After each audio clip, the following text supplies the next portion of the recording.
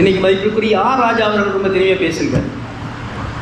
நீங்கள் இன்எக்ஸ்பீரியன்ஸாக இருக்கலாம், but you should exhibit and demonstrate your maturity, political maturity.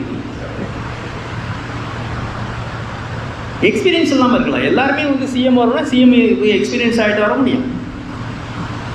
But you must have a maturity to handle அப்படின்னு சொன்னார். இன்றைக்கி evening ஒரு இதை பார்த்துட்டு வரணும். பட் அங்கே ஒரு சீஃப் மினிஸ்டர் ஃபஸ்ட்டு டைம் பேச போகிறாரு. அவர் இது வரைக்கும் ப்ரெஸ் எதுவும் பார்க்கவே இல்லை. He refuses to meet press. எங்கெல்லாம் போனாலும் ப்ரெஸ்ஸு ஓடுறாங்க, மைக்கை தூக்கிட்டு அவர் அதிகமாக ஓட்டிட்டு வேகம், அதோட அவங்களோட அதிகமாக வேகமாக போகிறாரு.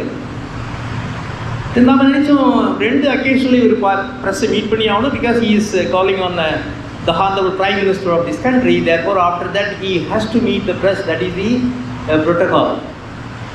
That's a legacy. அது கலைஞராக இருக்கட்டும், அதுக்கு பிறகு அம்மையார் ஜெயலலிதாவாக இருக்கட்டும், இவங்கெல்லாம் பார்த்துட்டு வந்தவுடனே அங்கேயே நின்றுடுவாங்க. அங்கேயே அந்த லாங்லேயே நிறுத்தி ஒரு 20-30 மைக் இருக்கும், அங்கே க்ளீனாக சொல்லிட்டு வந்துடுவாங்க. This is what we demanded.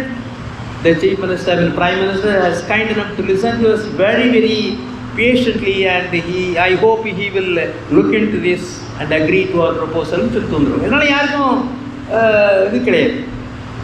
நாங்கள் கொடுத்தோம், அவர் நாங்கள் சொன்னதெல்லாம் கேட்டுக்கிட்டாரு. அதுக்கு பிறகு he will look into this, hopefully he will agree அப்படின்னு சொல்கிறதுனால யாருக்கும் எந்த விதமான நஷ்டமோ கஷ்டமோ இல்லை. அது சொல்லிட்டு இருக்கலாம். அங்கேயும் வந்து கை கொடுத்து ஓடிட்டார்.